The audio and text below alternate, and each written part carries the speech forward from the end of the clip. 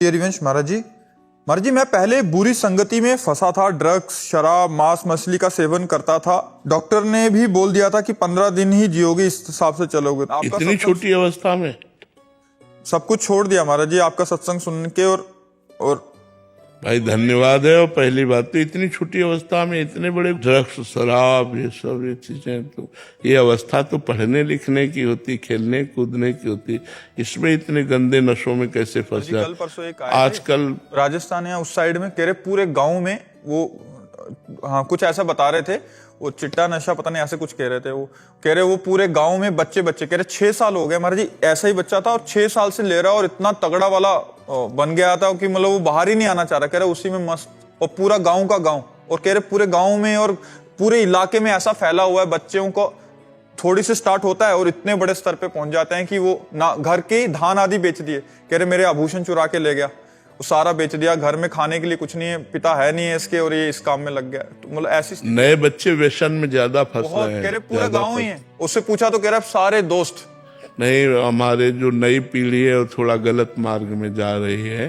व्यसन और व्यभिचार, ये दो बहुत जोर कस रहे हैं।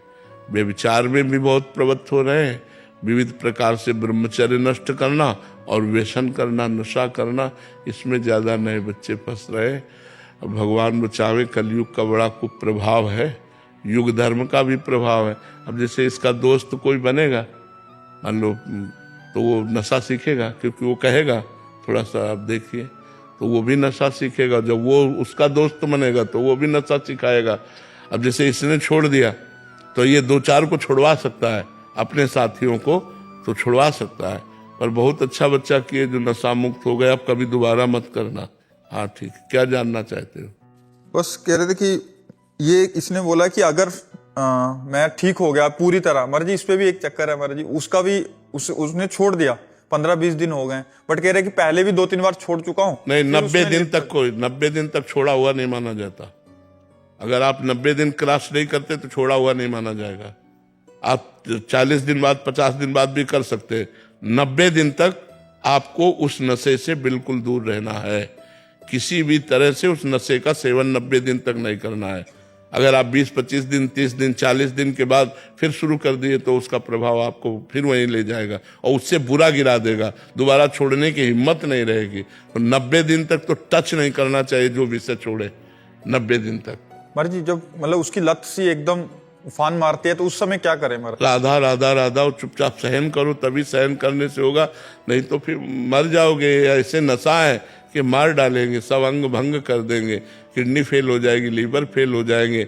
ज्यादा डोज लेते जाओगे तो शरीर की एक क्षमता है, उसके बाद जब डोज जाता है तब वो अपने जो प्रधान अंग है उन पर प्रभाव डालता है। अब वो कह रहा था कि इतना हो गया कि उस मात्रा से नीचे नशा ही नहीं होता। हाँ बिल्कुल, उस मात्रा का लेना पड़ता है। नहीं, वैसे हर नशे का यही है, ये बहुत हानिकारक है।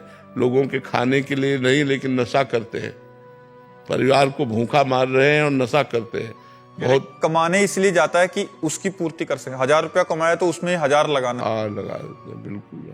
नहीं, बड़ा अच्छा किए बच्चा, तुम नशा छोड़ दिए जी। सोहित कुमार जी दिल्ली से। राधे राधे महाराज जी। गुरु जी मुझे आपकी और श्री राधा रानी की कृपा से 5वीं बार वृंदावन आने का मौका मिला। मैं रामानंद संप्रदाय से दीक्षित हूँ। महाराज जी आप कह रहे हैं कि सभी बड़े संतों के हजारों संख्या में ग्रस्त और विरक्त शिष्य होते हैं, उनमें से लगभग सभी गुरु प्रदत्त साधन प्रणाली का पालन भी करते हैं। उन सभी शिष्यों के मन में यही भाव रहता है कि हम गुरु प्रदत्त साधन प्रणाली का पालन करते रहें तो हमें इसी जन्म में भगवत प्राप्ति हो जाएगी। महाराज जी मेरा प्रश्न है कि क्या गुरु प्रदत्त साधन प्रणाली का पालन करने वाले सभी शिष्यों को भगवत प्राप्ति हो जाती है, केवल उन शिष्यों को होती है जिन्हें शरीर रहते हुए स्वरूप बोध अथवा भगवत साक्षात्कार प्राप्त? नहीं, जैसे प्रयत्नशील है, प्रयास बहुत कर रहे हैं साधना में, लेकिन सफलता नहीं मिल रही, तो अंतिम समय जब उनका आता है तो उस समय भगवान उनको सफलता प्रदान करते हैं। क्या? अंतिम समय भगवान स्वयं स्मरण बन जाते हैं और वो अंतिम समय में राधा और गया, अब वो भगवत प्राप्त हो गया। तो जो लगा, चाहे थोड़ा ही लगा हो, भगवान का नाम जानते हो क्या? मंगल भवन अमंगल हारी। तो अब कितने सृष्टि में जीव हैं, अगर वो क्या कहते हो, माइक्रोस्कोप, हाँ, आप जमीन के एक बीता में देखो तो लाखों जीव निकल आएंगे, लाखों जीव।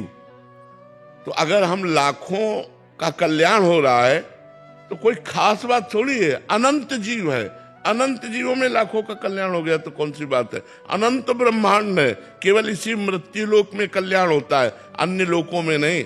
अन्य लोकों में यहाँ के किए हुए कर्मों का फल भोगना होता है।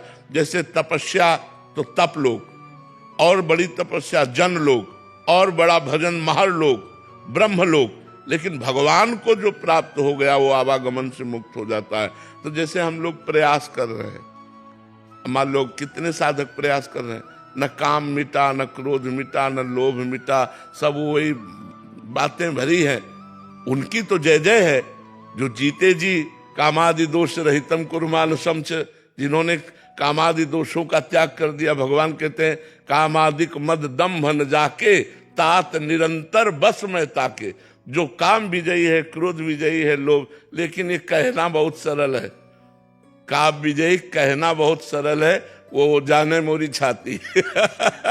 हम लोगों का हृदय जानता है कि मतलब कितनी मार पड़ती है, तब वो सहन करते करते गुरु कृपा से, भगवान की कृपा से, रोग आके प्रार्थना करके तब कहीं छुट्टी मिलती है। नहीं, ये जीवन भर सबको अपना गुलाम बनाए रखता है। काम जो है ये जीवन भर गुलाम बनाए रखता है। जो मन है वो सबको अपने अधीन किए रखता है, चाहे जितना कोई बलवान हो। तो जब हम प्रयास करते हैं और हम असफल हैं, भगवत प्राप्ति के योग्य नहीं, लेकिन भगवान ने देखा किसने जीवन भर प्रयास किया तो अंतिम समय भगवान करुणा कर देते हैं, क्योंकि प्रभु करुणामय है। रात न प्रभु चित्त चूक किए की करत सुरत सहबार ही की। प्रभु उसके बाहरी गलती को नहीं देखते, देखते हैं उसके हृदय की बात कि वो मुझे प्राप्त करने के लिए प्रयास किया लेकिन सफल नहीं हुआ, तो भगवान सफल कर देते हैं। अंतिम समय उसको किसी भक्त का सानिध्य मिल जाएगा, वो उसको भगवान का नाम सुना देगा, या उसके अंदर से भगवान का नाम स्फुरित हो जाएगा और वो भगवान को प्राप्त हो जाएगा पक्का। भजन कभी बेकार नहीं जाता। अच्छा, जैसे मानो भगवत प्राप्त ना भी हुआ तो अब उसका अगला जन्म, अर्जुन जी ने यही प्रश्न किया कि मानो जो आपका भजन करते हैं अभी उनका भजन सिद्ध नहीं हुआ और किसी कारण योग भ्रष्ट हो गए। दो योग भ्रष्ट होते हैं, एक भोगों में योग भ्रष्ट होते हैं और एक हमारे पास समय नहीं रहा। हम योग में तो सही चल रहे लेकिन लक्ष्य को नहीं प्राप्त कर पाए और मर गए, तो हम भी योग भ्रष्ट माने जाएंगे। और एक वो योग भ्रष्ट माना जाएगा जो विषयों में भ्रष्ट हो गया, कंचन काबिनी कीर्ति में भ्रष्ट हो गया, अपने मार्ग को सही नहीं संभाल पाया। तो दोनों प्रकार के योग भ्रष्टों का वर्णन किया कि वो छिन्न भिन्न बादलों की तरह नहीं हो जाते, वो नष्ट नहीं हो जाते, उनको फिर अवसर मिलता है। जो पहला विषयों के भोग में भ्रष्ट हुआ था उसको ऐसे श्रीमान धनी कुलों में जन्म मिलेगा जहां सब विषय की बहुतायत होगी और हर विषय उसे मिलेगा और हर विषय वो भोगेगा और वो पूर्व जो भजन है वो उसका वैराग्य दिलाएगा, उसको घृणा हो जाएगी विषयों से और उसी जन्म में वो भगवान को प्राप्त होगा। और दूसरा जो योग भ्रष्ट हुआ वो ऐसे पवित्र योगियों के कुल में जन्म लेगा जहां जन्म से भगवान की साधना मिलेगी और बचपन से साधना करके फिर वो अपनी साधना को पूर्ण कर लेगा। जैसे अपने लोगों का जो जन्म था ना, ऋषि कुल में जन्म हुआ। पिताजी ने कभी सिले वस्त्र नहीं पहने, कभी जूता नहीं पहने और किसान आदमी थे। और हम लोगों को बचपन से भगवान नाम सुनना, भगवत गीता सुनना, भगवत रामायण सुनना, भगवत भागवत सुनना, ये सब सौभाग्य बचपन से, जब से सुधी हुई तब से सुनने को मिलता है। बड़ा भाई शाम के बैठ के 1 घंटा रोज इस बात की चर्चा, रामायण की चर्चा, भागवत लालटेन जला करके। तो अब वो संस्कार पूर्व के 13 वर्ष की अवस्था में प्रबल हो गए और घर से बाहर निकाल दिया। पीछे योग भ्रष्ट हो गए, साधना पूरी नहीं हुई, उसे निकाल दिया, पूरा जीवन भगवान के मार्ग में व्यतीत हो गया। तो भगवान का भजन कभी व्यर्थ नहीं जाता। जैसे श्री राजर्षि भरत जी भगवान ऋषभ देव जी के पुत्र हैं, बड़े योगी महात्मा हैं। अपने भगवान की प्राप्ति के लिए राज्य को त्याग दिया, रानियों को, पुत्रों को, परिवार को त्याग दिया और गंडकी नदी के किनारे एकांत में भजन कर रहे थे। एक दिन वो गंडकी नदी में भगवान सूर्य को अर्घ दे रहे थे तो एक घटना घटी। एक मृगी गर्भवती थी जो प्रसव होने ही वाला था, वो पानी पीने के लिए आई। इतने में पीछे से सिंह ने दहाड़ की। अब वो भयभीत होकर के छलांग मार दी गंडकी नदी में, तो वो बच्चा योनि से धारा में गिर गया और वो गिरी और मर गई। भरत जी ने इस दृश्य देखा, माँ तो उसकी मर गई और ये बच्चा बहता हुआ जा रहा। दौड़ पड़े, उस बच्चे को उठा के लाए। ऐसा कोई भी दयावान करेगा। अब उसे कुटी में रखा तो बड़ा दुलार करने लगे। धीरे धीरे हरी हरी दूब तोड़ के लाते, अपने गोदी में लिए रहते। अब जो ममता अपने पुत्रों में थी पूरी हिरन में हो गई। बड़ा विचित्र भाव है, बड़ा विचित्र माया का खेल है। इतनी जोर की ममता हो गई कि भगवान का भजन छूट गया और मरने का समय आया तो अंतिम समय हिरन का ही चिंतन किया। अगला जन्म हिरन का बना। फिर इतना भजन किया हिरन के शरीर में कि तीसरा जन्म ब्रह्मबोध संपन्न जड़ भरत जी के रूप में हुआ। तो भजन कभी व्यर्थ नहीं जाता। हिरन बने तो गंडकी नदी में ही खड़े होकर के रात दिन भजन करके भगवान का अगला जन्म उनका ब्रह्मबोध संपन्न जड़ भरत जी के रूप में हुआ। तो ऐसा नहीं कि भजन करने वाला कभी व्यर्थ हो जाएगा उसका जीवन। जितना भजन हुआ है तो उसके, अब ये तो निर्णायक भगवान है कि किसको इस जन्म में पास कर देते हैं या किसको अगला जन्म देते हैं, ये तो निर्णय भगवान के हाथ में है। राधिका शर्मा जी इंदौर से। राधे राधे महाराज जी। महाराज जी, अभी कुछ समय पहले कह रहे हैं कि आपकी माता जी का दाहिका शक्ति से चपेट में आ गई, आरती कर रहे थे। जलते समय भी महाराज जी उनकी बड़ी अच्छी स्थिति थी कि हरिवंश नाम भी ले रहे थे, राधा वल्लभ श्री हरिवंश, राधा वल्लभ श्री हरिवंश। और जब उनको होश आया बेहोशी की स्थिति में भी राधा नाम ही ले रहे थे। और 84 जी करते करते इतना 25 दिन ऐसे निकाले उन्होंने ब्रज रस लगा के, और पूरा एकदम आश्रित और नाम। फिर महाराज जी वो पंचतत्व में विलीन हो गए। तो कह रहे कि पर महाराज जी कुछ लोग कहते हैं कि 25 दिन तक इतनी पूजा पाठ करते थे फिर भी वो नहीं, वो लोग क्या जाने। हाँ, अंतिम स्थिति बहुत बढ़िया थी। कह रहे केवल नाम और अंतिम बिल्कुल इसका इससे कोई महत्व नहीं रखता कि उनका शरीर जल गया, इससे कोई महत्व नहीं रखता। बड़े बड़े संतों की बड़ी बड़ी विचित्र लीलाएं हुई। हम तुम्हें कहाँ तक सुना। पूज्यपाद उड़िया बाबा ब्रह्मलीन महापुरुष, हर समय ब्रह्माकार वृत्ति, गड़ासे से काटे गए हैं वृंदावन में। ध्यानस्थ बैठे हुए थे तो उन्हीं के आश्रम में एक रहता था, वो आया तो 2 शिष्य मोर छल जुड़ा रहे थे। बाबा ध्यानस्थ बैठे थे, नीचे प्रभुदत्त ब्रह्मचारी जी की भागवती कथा हो रही थी, तो बाबा ऐसे ध्यानस्थ बैठे थे। वो आया, बोला लाओ मैं मोर छल डुलाऊंगा। भाई सबको अधिकार थोड़ी है संतों की सेवा का, तो तुम कैसे, अधिकार होता है ना। तो उन्होंने मना कर दिया और वो गुस्सा के गया। चारा काटने वाला गड़ासा जो होता है, हाथ से देहात में चारा काटा जाता है, वो गड़ासा होता है, वो गड़ासा ले आया और कंबल में लुका के लाया। और 5-6 गड़ासे महाराज जी के मारे 6-6 इंच घुस गए, खून के फव्वारे चलने लगे। अब इतना बड़ा हादसा हो गया। ओम इतना उच्चारण किया और शरीर छोड़ दिया। अब सोचो जीवन भर भजन किया ऐसे महापुरुष, और अंतिम समय ऐसा उनका व्यतीत हो रहा है। बक्सर के मामा जी बहुत बड़े संत थे, कथा कहने जा रहे थे, एक्सीडेंट हुआ, जोर से चिल्लाए राधा, और बस खत्म। गाड़ी का एक्सीडेंट। कितनों के हम आपको बताए। अच्छा, अगर उनको मान लो 20-25 दिन व्यतीत हुए, मुझे 20 साल हो गए किडनी का कष्ट भोगते हुए, हमें पूरे जीवन भर कष्ट भोगना है, अब जितने जीवन है। अब आप कहो बचपन से भजन में लगे, अगर ये तारतम्य देखा जाए भोगने का, तो इसका भजन से कोई तारतम्य नहीं है। ये पूर्व के कर्मों का परिणाम है। हमें इस पर नहीं जाना चाहिए कि लोग क्या कहते हैं।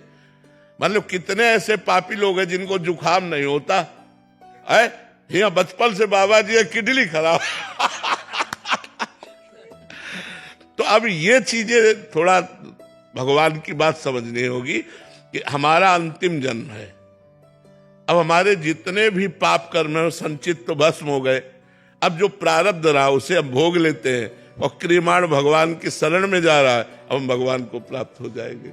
तो आखिरी जन्म जिन संतों का होता है तो उनकी थोड़ा बड़ी विचित्र लीलाएं होती, थोड़ा थोड़ा करके भोग भोगवाया जाता है। तो ये रहस्य रघुनाथ कर बेग ले जाले कोई, जो जाले रघुपति कृपा तो सपने मोह न होए। नहीं तो भ्रम हो जाता है कि यार भजन करने वाला जो है दुख पा रहा है और पाप करने वाला मौज उड़ा रहा है, ऐसा लोगों को भ्रम हो जाता है। रिंकल जी करनाल से। राधे राधे महाराज जी। महाराज जी, भगवत सत्संग में सुना है कि परनिंदा से भजन नष्ट होता है। प्रभु, शरीर का कोई रिश्ता ऐसा हो जिसकी बात सुननी पड़ती हो और उसकी उम्र भी ऐसी हो कि हम कुछ उसको बोल ना पावे, तो ऐसे में सुनने में अपराध लगेगा, या उस स्थिति में हम उस कैसे समय अंदर अंदर राधा राधा रटो। ये पक्की बात, भजन नष्ट नहीं होता। भजन तो किसी भी कारण से नष्ट नहीं होता। भजन अविनाशी है। पुण्य नष्ट होता है। पुण्य जो है, जो आप दान पुण्य करते हैं, जो आपके पुण्य हैं, वो नष्ट हो जाते हैं। भजन नष्ट नहीं होता। ये पहले भ्रम हटा दो। किसी भी कारण से कभी भजन नष्ट नहीं होता। आपने एक बार राधा कहा, ये कभी नष्ट नहीं हो सकता। ये आपको फल दे के रहेगा। हाँ, अब आपने अपराध किया तो ऐसे रुक जाएगा। राधा नाम जप नहीं पाओगे और उसका फल अभी नहीं मिलेगा। पहले आप दंड भोगो, फिर वो फल प्राप्त होगा। तो हम किसी की निंदा करें या निंदा सुने तो हमारे पुण्य नष्ट हो जाते हैं। भजन नष्ट नहीं होता। भजन रुक जाएगा, भजन नष्ट नहीं होगा।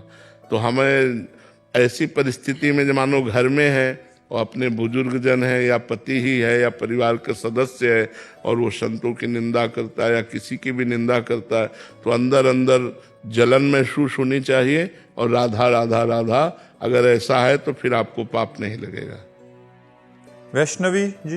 राधे राधे महाराज जी। राधे राधे महाराज जी। महाराज जी, मैं पेशे से डॉक्टर बन रही हूँ। जब हमारी ड्यूटी ऐसी जगह लगती है जहाँ पर वार्ड में कई मरीजों की मृत्यु हो जाती है, तब मन अशांत और विचलित सा हो जाता है। महाराज जी, कैसे हम अपने आप को शांत रखें? नहीं, पहली बात तो ये है, इस लोक का नाम है मृत्यु लोक। मरना यहाँ स्वाभाविक है। अब अगर कोई मरीज ऐसा आता है जो आपकी उपचार वृत्ति से बच जाता है, तो उसको बचना था इसलिए बच जाता है। और यदि वो आपके पूर्ण प्रयास के बाद भी वो शरीर त्याग देता है, तो उसका मृत्यु का राइट टाइम है। उसे कोई ना डॉक्टर टाल सकता है, ना कोई ऋषि मुनि टाल सकता है। जो मृत्यु का टाइम है उसी समय वो मरेगा। मानो अगर अस्पताल में जाकर के मृत्यु कई की हो रही है तो उनकी मृत्यु होनी है। जैसे बहुत अच्छे डॉक्टर होते हैं, सफलतापूर्वक ऑपरेशन करते हैं, फिर भी असफलता हाथ लगती है और वो मरीज मर जाता है, तो उसको मरना ही था इसलिए मर जाता है। और बहुत जगह ऐसा होता है, सफल हो गया और जीवित हो गया, तो उसको जीवित होना है इसलिए वो जीवित हो जाता है। उसमें डॉक्टर का कोई दोष नहीं देना चाहिए कि डॉक्टर ने कोई प्रयास कम किया। हर डॉक्टर चाहता है, उसको दो उद्देश्य होते हैं। एक तो उद्देश्य होता है कि मैं कितने मरीजों को स्वस्थ करूं।